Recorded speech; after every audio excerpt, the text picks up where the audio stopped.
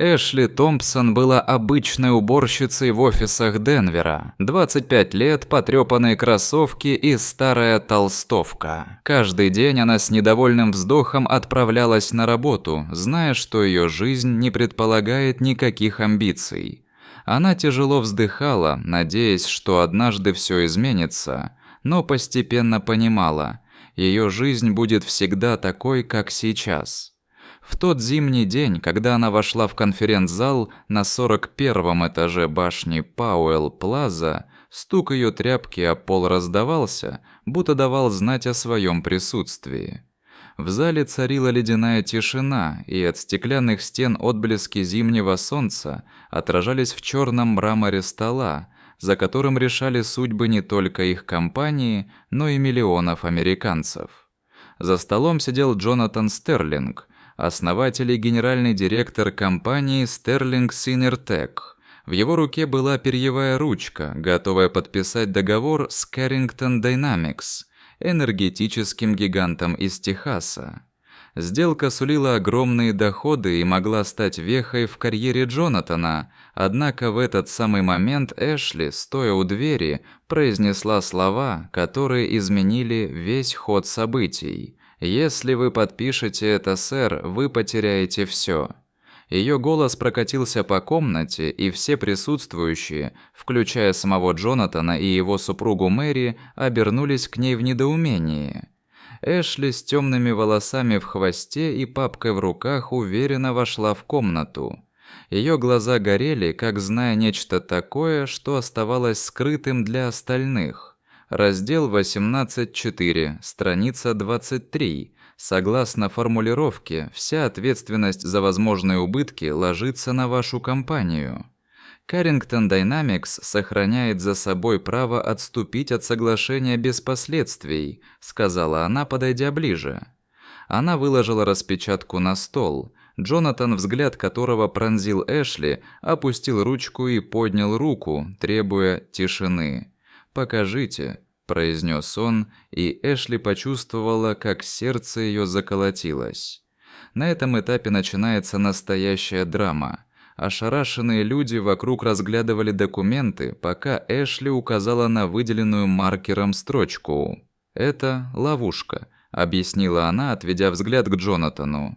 Текст написан двусмысленно, но по сути они перекладывают всю ответственность на вашу компанию.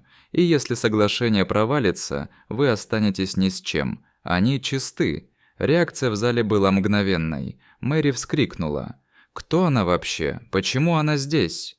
Но Джонатан продолжал внимательно слушать. Появились напряженные разговоры. Пожалуй, впервые он увидел, насколько направление бизнеса может быть зависимо от доскональности деталей. Один из членов совета директоров, Алан Купер, финансовый директор, сидел с прищуренными глазами и заметил: «Она права, это полностью меняет юридическую нагрузку». «Это абсурд», – вставил кто-то из Carrington Dynamics, явно недовольный вмешательством. Уборщицу с дипломом юридического факультета Колорадского университета, сдержанно ответила Эшли, не сводя с него глаз. Я просто не могла молчать. Тишина настала снова, настолько густая, что её можно было резать ножом, но в этот момент Джонатан, словно пробуждаясь, кивнул. «Спасибо. Мисс Томпсон, можете быть свободны». Эшли вышла из конференц-зала с лёгким чувством тревоги, но в то же время ей становилось легче. Она знала, что сделала важное, но не могла себе представить, насколько глубоко это повлияет на её жизнь. На следующий день Эшли вызвали на 41-й этаж снова. Всего за несколько часов её жизнь изменилась. Ещё вчера она была просто уборщицей, долгая жизнь без ярких эмоций, но сейчас её ждали в кабинете генерального директора. Джонатан после вчерашнего инцидента прочитал условия контракта. Он понял, насколько сложной была ошибка, которую никто не заметил, кроме неё. Он изучил её досье, те работы, которые она делала в университете, увидел диплом и понял, перед ним не просто случайная девушка с тряпкой. Эшли почувствовала, как в воздухе витает напряжение. Когда дверь открылась и Джонатан встретил ее взглядом, она заметила, что взгляд его был полным уважения и удивления. «Эшли», — начал он, — «после вчерашних событий я хочу вам предложить должность главного юрисконсульта Sterling Synertech, без испытательного срока, без формальностей. Это решение не только для вас, но и для всей компании». Ее сердце замерло. Эшли не могла поверить. Это было так неожиданно и неправдоподобно. «Вы серьезно?» Простонала она, чувствуя, как в груди ее заполнилось тепло. «Я совершенно серьезен. Что касается вашего чувства к праву, я хочу, чтобы вы смогли это развить. Вы – талант, который нам необходим». В тот момент она могла лишь кивнуть, не в силах произнести ни слова. Она уже не была просто уборщицей, больше не убирала офисы. Вместо этого она подписывала контракты, а не вытирала пыль с их копий. Эшли встала в дверном проеме, ощущая, как ее жизнь начала принимать совершенно новое направление. Все изменилось. Теперь она была частью команды, принимала участие в встречах, в которых прежде была лишь неподвижной тенью. Вскоре ее дни плотно переплетаются с важными переговорами, процессами и юридическими обсуждениями. Она училась с каждым новым днем, ловля каждое слово для того, чтобы стать еще более ценным членом команды. Но в ее душе по-прежнему жила ее старая реальность. Она начала понимать, насколько важно делиться с другими своей новой жизнью. Эшли пожертвовала часть своего времени на помощь в курировании студентов и молодых юристов, вновь заполнив свою жизнь живыми красками и надеждами. Она горела желанием передать свои знания, чтобы другие могли избежать ошибок на пути, который ей пришлось пройти. Мимоходом и с улыбкой она делилась своим опытом с ними. Получая искренние благодарности, Эшли замечала, как те студенты, с которыми она общалась, радеют за свой этап. Это приносило мир и удовлетворение в ее сердце. Каждый вечер, когда она возвращалась домой, она чувствовала, что ее жизнь начала наполняться чем-то большим. Дни растянулись в месяцы и года.